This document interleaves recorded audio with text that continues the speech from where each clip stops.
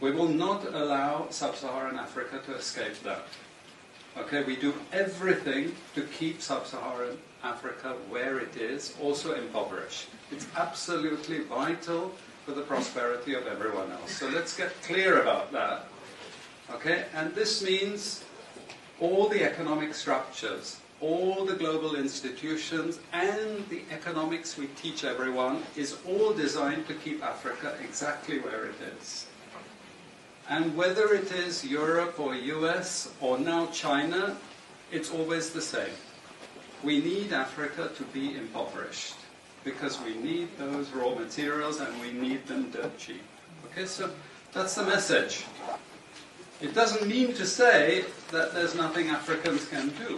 Of course there is. Okay, but this is the opposition that they're fighting. This is what it's about. Because if Africa does do something different, I assure you living standards of all those in Europe and North America and Asia is going to fall. Okay? And that is a big price to pay. I assure you that the West is not going to allow that without a big fight. Okay, so this is what it's fundamentally about. What I want to show you is how these structures are operating. It's just 20 minutes, so we can't do very much, but just to give you a little bit of an idea. And why I keep the ideology part there is because we are part of the producers of ideology.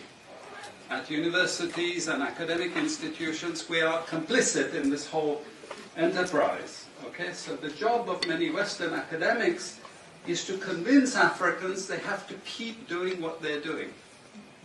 Okay, and to show them it's your fault that you're poor. It's not our fault.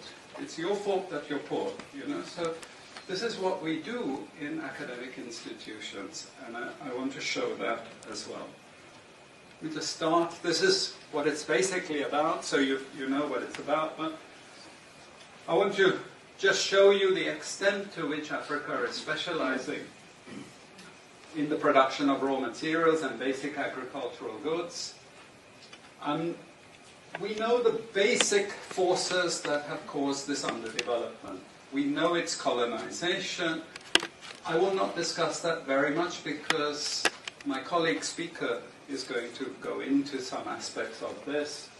But I do want to discuss the global economic structures, the global financial institutions, and economic ideology, briefly, to give you a flavor of those.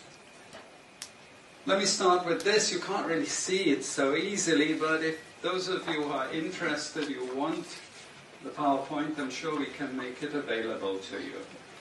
But the thing that you really need to see is the top line. Okay?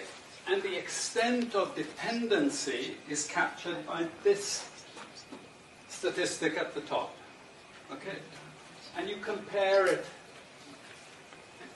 with all other income groups, and what you see is essentially in that one statistic how dependent sub-Saharan Africa is on raw material production. Okay? This is the very heart of what makes sub-Saharan Africa beat. Okay? Here, just to have a look at one very important additional statistic, with all this export coming from sub-Saharan Africa, how much does sub-Saharan Africa account for in terms of global trade value? We know there are vast resources coming from there, but look at the bottom line in terms of global trade value. Look at that. 0.5%, 1975, 0.95%, going down to 0.1. To 0.1. Meaning that with all these vast resources being produced, how much are they getting for it? Nothing. Nothing. This is a very significant piece of data. Then I just want to show you what has happened to sub-Saharan Africa, because what we know, and from all studies, no country ever develops without manufacturing. Okay, producing raw materials will not take you anywhere. Producing basic agricultural goods will not take you anywhere. And let's have a look at how much manufacturing activity takes place in sub-Saharan Africa. We can look over the last 15 odd years, 15, 20 years. And we see manufacturing has actually declined as a percentage of the total. This is percentages of total production in sub-Saharan Africa. How much of it is accounted for by manufacturing? So this figure here is 17% of the total. Most of the rest, when we talk of industry, it includes manufacturing, but the bulk of it is mining. Okay? Raw material extraction. This is the bulk of it. And here we see actually raw material extraction has stayed the same. What has caused industry to fall is the fall in manufacturing production.